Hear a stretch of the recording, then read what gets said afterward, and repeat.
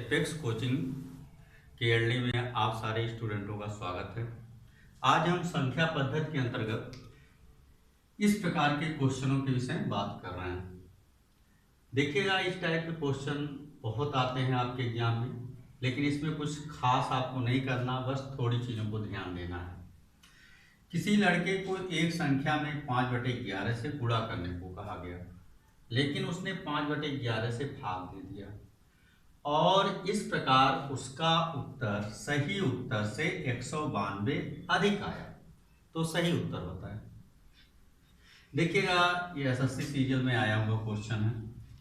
अब यह कई प्रकार से कई एग्जामों में आया हुआ है, तो सिर्फ हमारी संख्याएं अलग अलग होती हैं, लेकिन करने का तरीका यही होता है।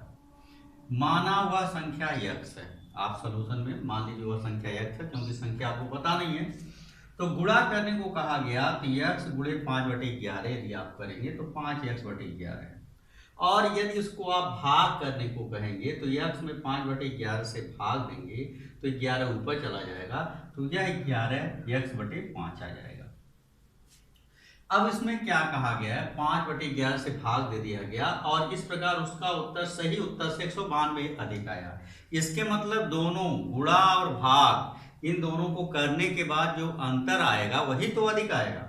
तो यहाँ पर हमने क्या किया, 5x/11 माइनस 11x/5 बराबर 192 ही अधिक है आपका।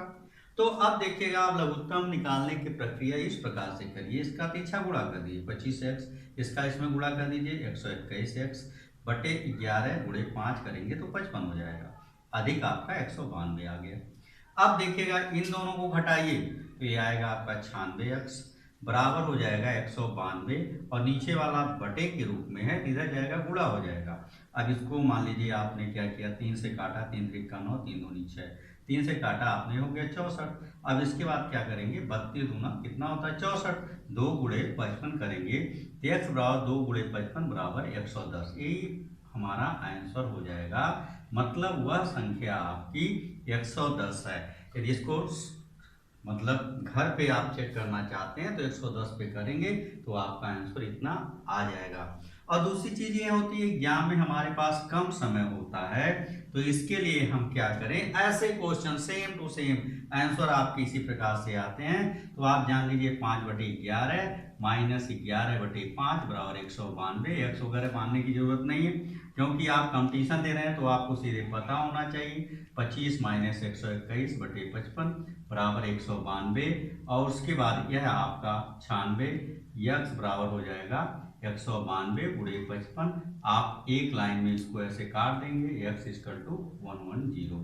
ठीक है, तो भाई देखिएगा, इस टाइप के कोई भी क्वेश्चन आएंगे, गुणा या भाग करने को कहेगा, आप इसको आसानी से ऐसे तेजी से सॉल्व कर देंगे। और इस तरीके के जितने भी क्वेश्चन आपकी किताबों में हैं उनको ढूंढिए, उस पर प्रैक्टिस करिए, ये आसानी से आ जाएगा। अगले एग्जाम्पल में इस तरीके के क्वेश्चन हमारे एग्जामों में आते हैं। जैसे किसी परीक्षा में एक विद्यार्थी प्रत्येक सही उत्तर के लिए 4 अंक प्राप्त करता है तथा एक गलत उत्तर के लिए 1 अंक खो देता है। यदि वह 60 प्रश्न हल करता है तथा 130 अंक प्राप्त करता है, तब वह कितने प्रश्न का सही उत्तर देता है। तो हमारे एग्जामों में इस टाइप के क्वेश्चन बहुत आते हैं और यह क्वेश्चन आपका एसएससी में आया हुआ है। यह क्वेश्चन एसएससी में आया हुआ है आपका। अब देखिएगा, सॉल्यूशन में आप ध्यान दीजिएगा। कुल हल प्रश्न जो उसने बच्चे ने किया है, कुल हल प्रश्न किसने किए हैं, 60 की। तो हम मान लेते, माना सही प्रश्नों की संख्या x है, तब वह क्या होगा, जब सही प्रश्नों की संख्या x है तो एक के लिए 4 अंक पाता है, तब उसका प्राप्तांक कितना हो जाएगा, 4 गुणे x हो जाएगा भाई। अतः गलत प्रश्नों की संख्या कितनी हो जाएगी, 60 माइनस x हो जाएगा भाई। जो बचेगा वो तो गलत होगा, तो 60 है टोटल प्रश्न किया, लेकिन उसमें से कुछ गलत भी तो होंगे, तो 60 माइनस x हो गया। तब कटा हुआ प्राप्तांक क्या है, जैसा कि क्वेश्चन में दिया है 1 अंक होता है, तो 60 माइनस x गुणे 1 हमने कर दिया। अब ये हमारा इक्वेशन बच जाएगा। जो सही और गलत का अंतर है वही इसने पाया 130। तो 4x माइनस 60 माइनस एक्स गुणे 4x माइनस 60, एक का गुणा दोनों में किया गया तो वही वैल्यू आएगी 60 माइनस एक्स बराबर 130। तो आप जानते हैं 4x और यहाँ पर 4x माइनस 60x ब्रैकेट उठा एक प्लस हो गया x बराबर 130। तो x और 4x कितना हो गया 5x। पीछे के एग्जाम्पलों में मैंने बता रखा आपको, यह माइनस उधर जाएगा प्लस हो जाएगा 5x बराबर 190। तो x बराबर वैल्यू कितनी आ गई मित्रों, x बराबर हो गया 38। यही हमारा आंसर आ गया। यदि आप दूसरे तरीके से भी इसको सॉल्व करना चाहते हैं तो उसके भी तरीके हैं जिसको आसानी से आप याद करते हैं। तो दूसरे तरीके से आप छोटे में करने के लिए, जैसे जितना आपका सही उत्तर है 4 और गलत उत्तर कितना है 1, इसको आप इन दोनों को जोड़ लीजिए, ये हो जाएगा 5। तो हर एक प्रश्न इसी तरीके से कर सकते हैं। जैसे यदि वह 60 प्रश्न हल करता है तो 60 गुणे 4 बराबर 240 उसको मिलना चाहिए मित्रों। लेकिन उसने पाया कितना, उसने पाया है कितना 130। तो 240 माइनस 130 करेंगे तो उसको क्या हुआ 110 नंबर के संख्या के प्रश्न उसने क्या किए, गलत किए हैं। तो उसने सही प्रश्न कितना किया है, तो 110 में से यदि आप इससे भाग दे देंगे तो आपको पता चलेगा प्रश्नों की संख्या 5 दूनी 10, 5 दूनी 10, मतलब उसने 22 प्रश्न क्या किए हैं, गलत किए हैं। और उसके बाद यहाँ से सही आपको ज्ञात करना है।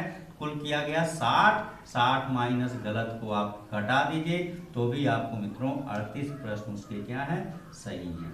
तो अब आप चाहे इस विधि से करिए चाहे इस विधि से करिए, आसानी से करिए। और इस तरीके के जितने भी क्वेश्चन आपको किताबों मिले उनकी बार बार प्रैक्टिस करिए। इस टाइप के क्वेश्चन आपके यहाँ आयोग देता है, कोई बोर्ड आपका एग्जाम में देता है। इसको आप प्रैक्टिस के द्वारा मेमोराइज कर डालिए।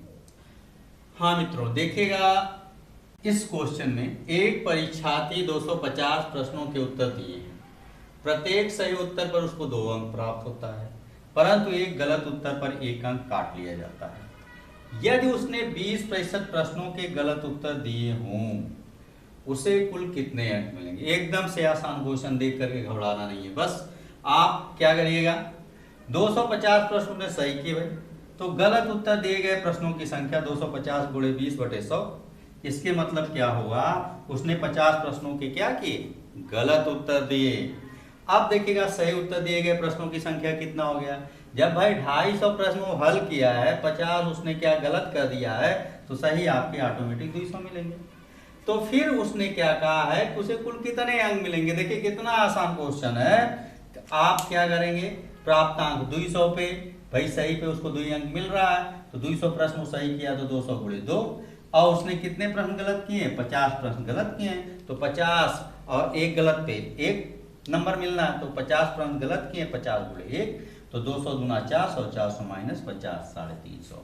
तो मित्रों जितने भी एग्जाम्पल हैं, जिस टाइप के जितने भी क्वेश्चन हैं, उनको आप बार बार क्या करिए, उनका अभ्यास करिए, आपके प्रश्न मिलेंगे और आप उनको सही करके आए।